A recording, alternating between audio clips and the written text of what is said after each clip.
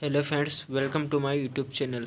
मैं आपके लिए सामान्य अध्ययन का घटना चक्र लेकर के आया हूँ, जो आपके लिए बहुत ही महत्वपूर्ण है। ये जो आपका यूपीपीएससी आरओ में पूछा जाता है। ये सभी क्लासें आपके सामान्य विज्ञान के घटना चक्र से ली गई हैं। तो शुरू करते हैं आज का घटना चक्र आपका सामान्य विज्ञान का। उसका टॉपिक है आपका नाभिकीय भौतिकी। आज का टॉपिक कौन सा है? नाभिकीय भौतिकी। इससे पहले मैंने आपकी फिजिक्स की काफ़ी क्लासें कराई हुई हैं, उसकी प्लेलिस्ट बनी है। आप हमारे यूट्यूब चैनल को सब्सक्राइब करें, उस पर जाकर देखें, प्लेलिस्ट बनी हुई, वहाँ से सभी क्लासें आप देख सकते हैं एक साथ, जिस सब्जेक्ट की आपको देखनी है। तो शुरू करते हैं आज की टॉपिक, नाभिकीय भौतिकी। आइए देखते हैं नाभिक भौतिकी क्या होता है। नाभिकीय विखंडन के बारे में, न्यूक्लियर फिजन जिसे कहते हैं। जब किसी तत्व के परमाणुओं पर न्यूट्रॉनों की बमबारी की जाती है तो साधारणतः परमाणुओं के नाभिकों का कृत्रिम विघटन यानी कि आर्टिफिशियल डिसइंटीग्रेशन होकर उनसे हल्के कण जैसे अल्फा, बीटा, प्रोटॉन इत्यादि उत्सर्जित होते हैं। कभी कभी न्यूट्रॉन नाभिक द्वारा अवशोषित होकर नाभिक को उसकी एक भारी आइसोटोप में बदल देता है। आगे देखते हैं। तथा गामा फोटॉनों के रूप में ऊर्जा उत्सर्जित होती है। नाभिकीय विखंडन वह प्रक्रिया जिसमें एक भारी नाभिक एक न्यूट्रॉन का प्रग्रहण करके तुलनीय द्रव्यमानों के दो हल्के नाभिकों में टूट जाता है। इस प्रक्रिया में कुछ तीव्र न्यूट्रॉन तथा विखंडन खंडों की गतिज ऊर्जा व गामा किरणों के रूप में ऊर्जा की विशाल मात्रा विमोचित यानी कि रिलीज होती है। यह प्रक्रिया ही परमाणु बम तथा नाभिकीय रिएक्टर का आधार है। आगे देखते हैं। नाभिकीय विखंडन का सबसे महत्वपूर्ण तथ्य यह है कि इसमें अत्यधिक ऊर्जा मुक्त होती। क्या है? इसमें अत्यधिक ऊर्जा मुक्त होती, उसे नाभिकीय ऊर्जा कहते हैं। क्या होता है? नाभिकीय विखंडन का सबसे महत्वपूर्ण तथ्य क्या है यहाँ पे? कि इसमें अत्यधिक ऊर्जा मुक्त होती है और इसे नाभिकीय ऊर्जा कहते हैं। 1 ग्राम यूरेनियम का विखंडन होने पर 5 × 10⁻23 MeV ऊर्जा उत्पन्न होगी। कितनी होगी? 5 × 10⁻23। आगे देखते हैं। इतनी ऊर्जा 20 टन यानी कि TNT ट्राई नाइट्रोटोल्यूएन में विस्फोट करने से उत्पन्न होती है। आगे देखते हैं एटम बम के बारे में, परमाणु बम के बारे में देखते हैं। बहुत ही आपकी यूपीएससी में पूछा जाता है परमाणु बम के बारे में। परमाणु बम का अधिक उपयुक्त नाम है नाभिकीय बम, जिसे न्यूक्लियर बम कहते हैं। यह एक ऐसी युक्ति है जिसमें तीव्रगामी न्यूट्रॉनों के द्वारा विखंडनीय पदार्थ में अनियंत्रित श्रृंखला अभिक्रिया को बनाए रखा जाता है। तब उस पदार्थ से अति अल्प समय में ऊर्जा की विशाल मात्रा मुक्त होती है। परमाणु बम में यूरेनियम 235 अथवा प्लूटोनियम 243 के 2 टुकड़े एक सघन यानी कि डेंस आवरण में पृथक पृथक रखे जाते हैं। कौन कौन से परमाणु बम में? यूरेनियम और प्लूटोनियम। आगे देखते हैं। बम विस्फोट से 10⁻70 सेंटीग्रेड की कोट का ताप तथा लाखों वायुमंडलीय दाबों के बराबर दाब उत्पन्न हो जाता है। आगे देखते हैं नाभिकीय रिएक्टर के बारे में। न्यूक्लियर रिएक्टर अथवा परमाणु भट्ठी, एटॉमिक पाइल। नाभिकीय रिएक्टर एक ऐसा संयंत्र है जिसमें विखंडनीय पदार्थ में स्वपोषित नियंत्रित श्रृंखला अभिक्रिया चलाई जाती है तथा उससे नियत दर पर ऊर्जा प्राप्त की जाती है। इस ऊर्जा को अनेक उपयोगी कार्यों में प्रयुक्त किया जाता है। किसका किया जाता है? अनेक उपयोगी कार्यों में किया जाता है। किस ऊर्जा का प्रयोग जाता है? नाभिकीय रिएक्टर। एक आधुनिक रिएक्टर में निम्न मुख्य भाग होते हैं। पहला तो आपका फ्यूल, जिसे ईंधन कहते हैं। यह रिएक्टर का सबसे प्रमुख भाग होता है। जो आपका ईंधन होता है वो रिएक्टर का क्या होता है? सबसे प्रमुख भाग होता है, जिसे इंग्लिश में फ्यूल कहते हैं। यही वह पदार्थ है जिसका विखंडन किया जाता है। किसका? फ्यूल का विखंडन किया जाता है। इस कार्य के लिए यूरेनियम 235 अथवा प्लूटोनियम 239 प्रयुक्त किए जाते हैं। उसके बाद आता है मंदक। ये आपका मॉडरेटर जिसे कहते हैं। पहला है फ्यूल, दूसरा है मंदक यानी कि मॉडरेटर। इसका कार्य न्यूट्रॉनों की गति को मंद करना है, क्योंकि मंदित न्यूट्रॉनों को यूरेनियम 235 तथा प्लूटोनियम 239 नाभिकों में विखंडन करने की प्रक्रिया क्या होती है? प्रक्रिया अधिक होती है। इसलिए हल्का जल या सामान्य जल, भारी जल, ग्रेफाइट अथवा बेरिलियम ऑक्साइड प्रयुक्त किए जाते हैं। हल्का जल अधिकतर प्रयोग किया जाने वाला क्या है? मंदक है। आगे देखते हैं शीतलक। उसके बाद तीसरा आपका शीतलक, जिसे कूलेंट क्या कहते हैं? कूलेंट कहते हैं। शीतलक विखंडन होने पर अत्यधिक मात्रा में ऊष्मा उत्पन्न होती है, जिसको शीतलक द्वारा हटाया जाता है। इसके लिए वायु, जल अथवा CO2 को रिएक्टर में प्रवाहित किया जाता है। तो क्या रिएक्टर में कूलेंट के किया जाता है प्रवाहित के लिए? वायु, जल अथवा CO2। आगे देखते हैं नियंत्रण छड़ें, कंट्रोल रोड्स। ये चौथा पार्ट आपका कंट्रोल रोड्स के बारे में देखते हैं। ये कैडमियम अथवा बोरान की छड़ें होती हैं, या तो कैडमियम की होती हैं या तो ये बोरान की होंगी ये छड़ें, जो रिएक्टर में विखंडन दर को नियंत्रित करने में प्रयुक्त होती हैं। कैडमियम व बोरान मंद न्यूट्रॉनों के अच्छे क्या हैं, अवशोषक होते हैं, अतः जब इन छड़ों को रिएक्टर के भीतर धकेला जाता है तो विखंडन की दर कम हो जाती है, तथा जब वे बाहर खींच ले जाती हैं तो विखंडन की दर बढ़ जाती है। जब धकेला जाता है तो उसकी क्या होती है, दर कम हो जाती है, जब बाहर खींच लेती है विखंडन की दर क्या होती है, बढ़ जाती है। आगे देखते हैं नाभिकीय संलयन, न्यूक्लियर फ्यूजन के बारे में। वह था न्यूक्लियर फ्यूजन, ये है आपका न्यूक्लियर फ्यूजन। ये बहुत ही इंपॉर्टेंट टॉपिक है जो आपका यूपीएससी और यूपीपीसीएस में बहुत ही पूछे जाते हैं यहाँ के क्वेश्चन।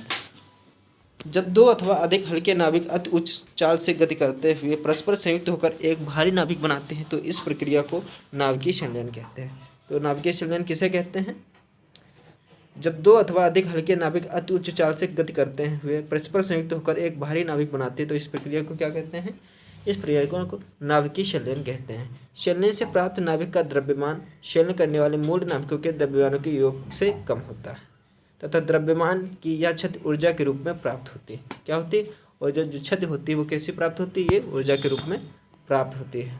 उदाहरण के लिए दो न्यूट्रॉनों यानी कि भारी हाइड्रोजन नाभिक को संलित करके ट्राइटॉन यानी टाइटेनियम का नाभिक बनाया जाता है। भारी हाइड्रोजन के नाभिकों के संलयन से प्राप्त ऊर्जा उतने ही द्रव्यमान यूरेनियम 235 विखंडन से प्राप्त ऊर्जा से कहीं अधिक होती है। कौन सी, आपकी नाभिकीय संलयन से, जो टाइटेनियम से बनाई जाती है। उसके देते हैं हाइड्रोजन बम के बारे में। यह नाभिकीय संलयन बम है। क्या है, नाभिकीय संलयन क्या बम है, जो कि भारी हाइड्रोजन नाभिकों के संलयन पर आधारित है, क्योंकि संलयन अति उच्च दाब अथवा अति उच्च ताप पर होता है। संलयन कैसा होता है, उच्च दाब पर होता है और उच्च ताप पर होता है। अतः संलयन बम के साथ एक विखंडन प्रमाण यानी कि बम को प्रज्वलक इग्निटर के रूप में प्रयुक्त करना पड़ता है। हाइड्रोजन बम में संलयन की प्रक्रिया एक अनियंत्रित प्रक्रिया, कैसी अनियंत्रित प्रक्रिया है, जिसका उपयोग केवल विध्वंसकारी ही हो सकता है। वास्तव में सूर्य की अपार ऊर्जा का स्रोत हल्के नाभिकों का संलयन क्या है, संलयन यानी कि फ्यूजन है। आगे देखते हैं कुछ इस टॉपिक से नाभिकीय, आपके नाभिकीय और जो चैप्टर है उससे बहुत इंपॉर्टेंट क्वेश्चन पूछे जाते हैं आपके यूपीपीसीएस आरओ में।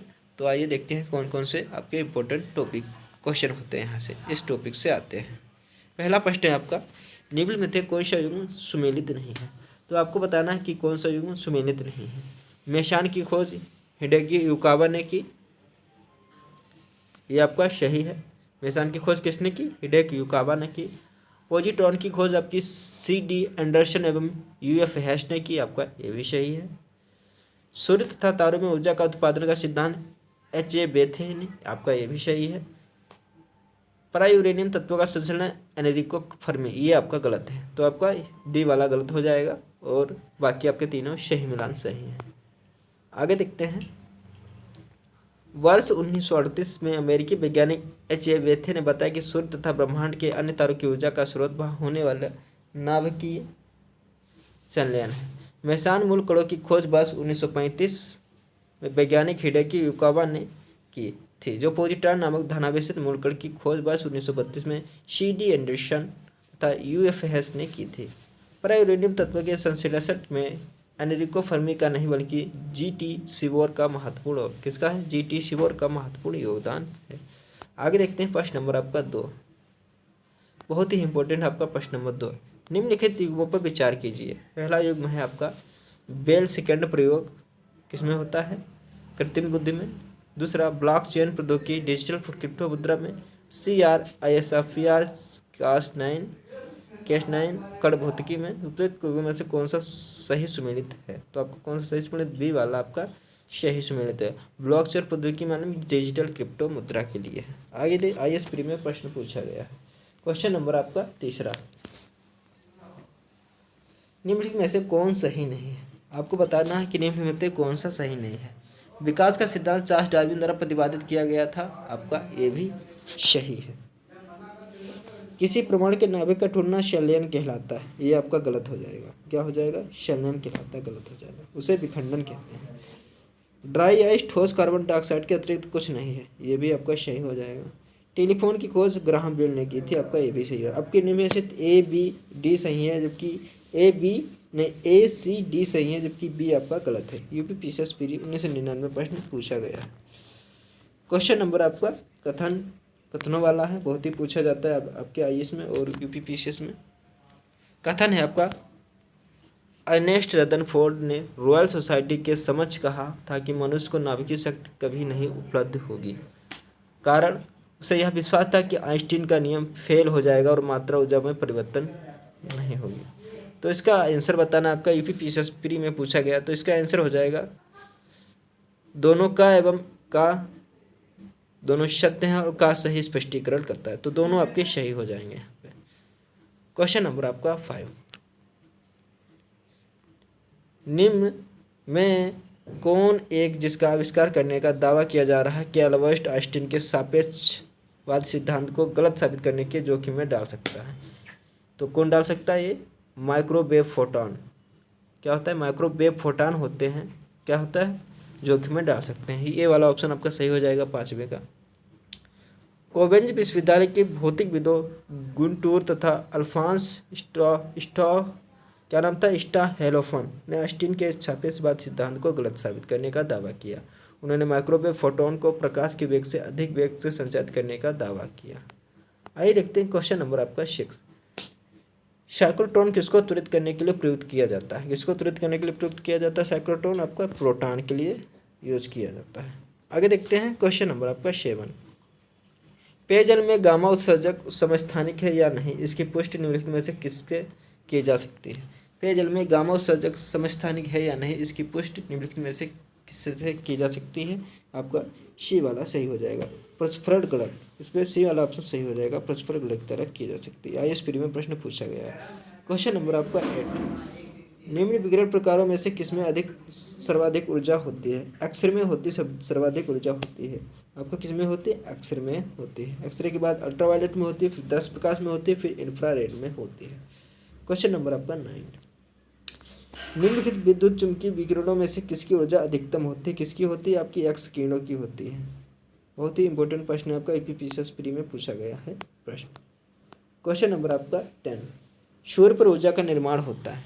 सूर्य के ऊर्जा का निर्माण कैसे होता है? नाभिकीय विखंडन द्वारा होता है, नाभिकीय संलयन द्वारा। तो किसके द्वारा होता है? नाभिकीय संलयन द्वारा, क्योंकि बहुत संलयन जो संलयन होते हैं आपस में, उससे बनता है सूर्य।